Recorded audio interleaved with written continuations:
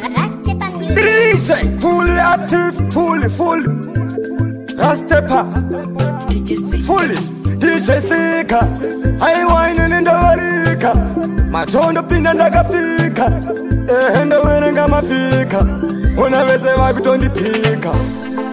Tell ya jiskisi. Wanadambuka mafyusi. Hengenda uyo. Wana waya munu zaka nyanya. Yawatanga weka. Unaipeta weka. Wakutoji wanasema taka. Tokusaka pamwe pacho shikureka. Yawatanga weka. Unaipeta weka. Wakutoji wanasema taka. Tokusaka pamwe pacho shikureka. Hausimu mfana mudiki. Tafira karidi shikutipa. Wangu saite yoyo. Wangu saite yo. Atode na mako. Nas wanukupinza mbako. Ushamanya senyoka.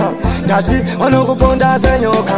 Iwe yawatanga weka. Unaipeta weka. Wakutoji wanasema taka.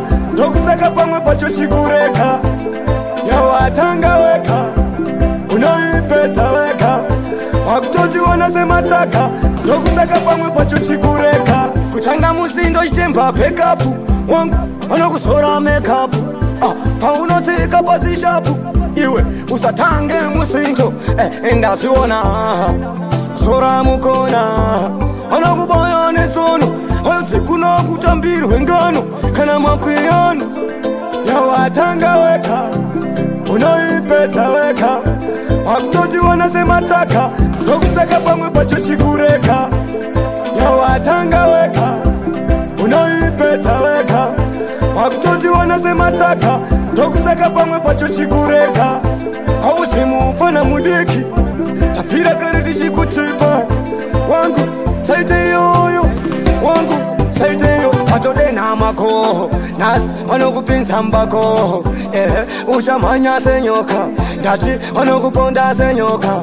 Iwe yawatanga weka. Unaipeta weka. Wakutoji wanasema taka. Tokusaka pamwe pacho shikureka. Yawatanga weka. Unaipeta weka. Wakutoji wanasema taka. Tokusaka pamwe pacho shikureka. Kuchanga musindo jitemba pekapu. Wangu wanakusora mekapu. Paunotika pasishapu. Iwe usatange musindo. Enda siona sora mukona. Wanakuboya netsono. Sikuna kutambiru wengano. Kana mapiano. DJ Sika, I wine in the warika. Machondo pinda ndakafika. Enda werenga mafika. Unaweze wakutondipika. Tell ya jiskisi. Wanadambuka mafyusi. Hengenda uyo. Yawatanga weka. Unaipeta weka. Wakutoji wanasema taka. Tokusaka pamwe pacho shikureka. Yawatanga weka. Unaipeta weka. Wakutoji wanasema taka. Tokusaka pamwe